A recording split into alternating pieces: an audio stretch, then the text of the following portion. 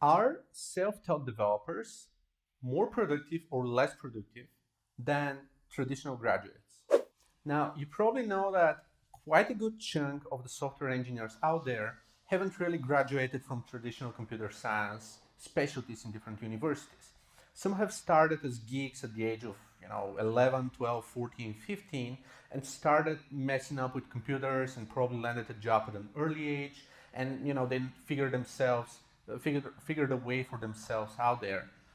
And others have probably transitioned from different roles and different specialties, or kind of graduated from, I don't know, Bachelor of Arts or something, and then moved to computer science, or kind of started freelancing, or had to learn programming for an internal product they used in their company. Like, there are lots of different ways, and it's not really as common as, well, it's kind of more or less equally common, but I know, again, lots of people who haven't really gone to a university past the entire computer science curriculum in order to become software engineers. And myself, actually, I haven't really taken my diploma from the university I went to, even though I spent 4 years there and 5 years in a kind of technical college before that. So again, things may vary. Some people have studied a bit, some more, some have graduated, some not, but it's a common question as to what's the difference between self-taught developers and people who actually have gone to a university and went through the entire cycle. Now, I saw that question initially in Quora, and one of the responders, Mark Charsley, kind of explained something that really resonated with me. So he said, the weaker area in self-taught developers is not knowing which areas you don't know. So the thing is, you can't really make an objective assessment of your skill if you don't understand the broader industry and the broader field of computer science in the first place. And most self-taught people that I know of, especially those who are less experienced, I know pretty competent engineers with a decade or more of experience being self-taught, but over time they've managed to catch up on different areas they were missing throughout their career, right? So they probably didn't know regular expressions, they didn't know complexity of algorithms, they didn't know specific data structures like binary trees or anything else that you study at the university. But they have a way to catch up over time while facing one problem after another for different business cases. But over the first 1 or 2, sometimes more years, it gets tricky because you work in a team. There are common and well-known solutions in the industry for solving a specific problem.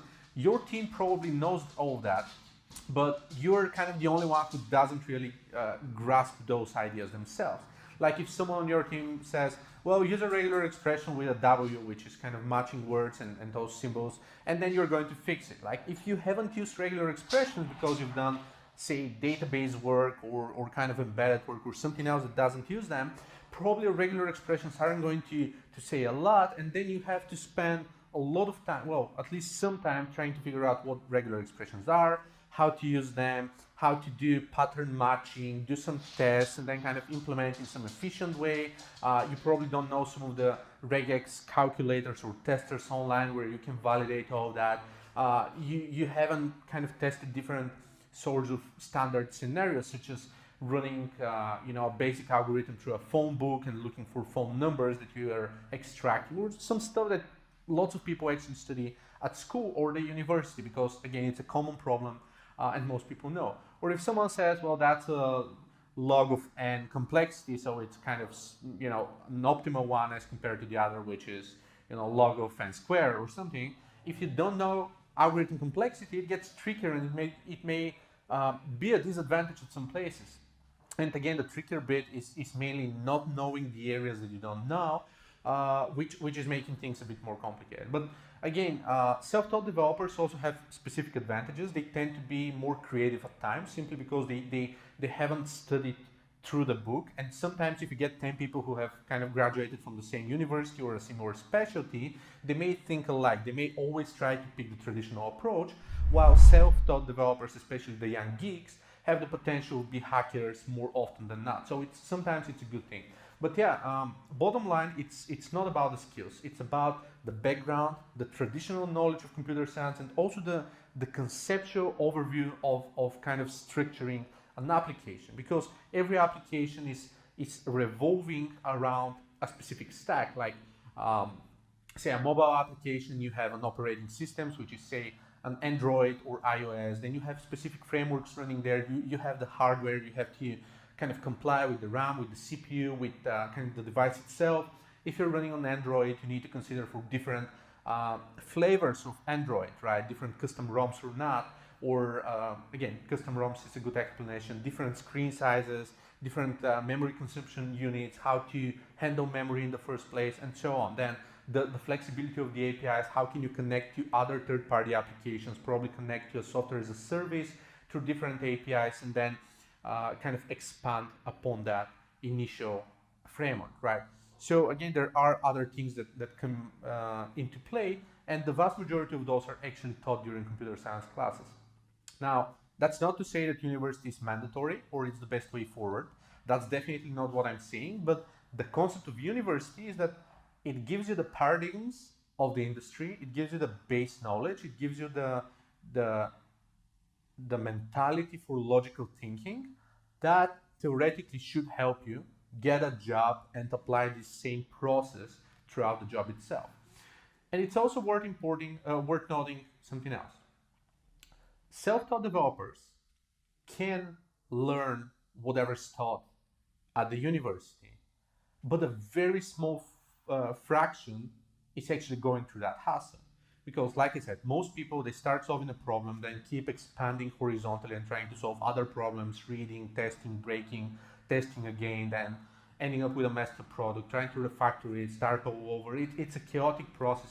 It's less pragmatic, it's less structured than kind of having a traditional education. But there are also lots of opportunities to teach yourself computer science. There's actually a site which is teachyourselfcomputerscience.com or so, which I'm going to link in the comments. So you can actually go through that curriculum. But most of the time, like those self-taught developers realize some missing areas while they are at the job, and they've probably already spent a year and a half there, and they're too busy to go through the entire curriculum, or they say, well, I'm going to learn it myself. I was able to do it this way so far, so it's kind of going to work.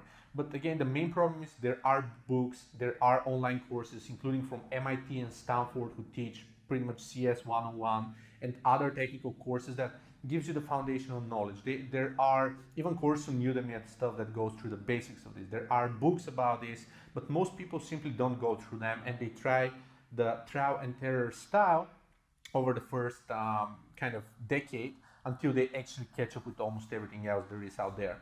I've even had I've known people who have spent several years at work and then quit their jobs only to enroll in a university and then started kind of freelancing or a part-time job because they spent too many years at work. They were able to solve business problems, but like pretty much everyone else on their team were talking about specific kind of design patterns or algorithm complexities or other things that they couldn't grasp. So this became kind of a complex of theirs, something that really bothered them and they couldn't really move forward. So and the most important thing that I want to mention is that, of course, even if you don't have specific knowledge or even if you've studied something and you've forgotten it, yes, you have Google and you can look it up. That's a no-brainer. But at some point, you can't look up every single function name of every single problem, right? Like, you're expected to be able to know where to look for what, but if you do that for every single tiny step from a task that you've been assigned to, then it's obviously counterproductive. It's almost comparable to someone who isn't familiar at all with the industry and they're starting to get a job. So it's a fine balance between knowing the foundations and knowing the basics and having some experience and looking up stuff on Google. But the more you start looking up everything on Google, it becomes slightly problematic, and people with a better solid foundation are simply going to be more competitive than you.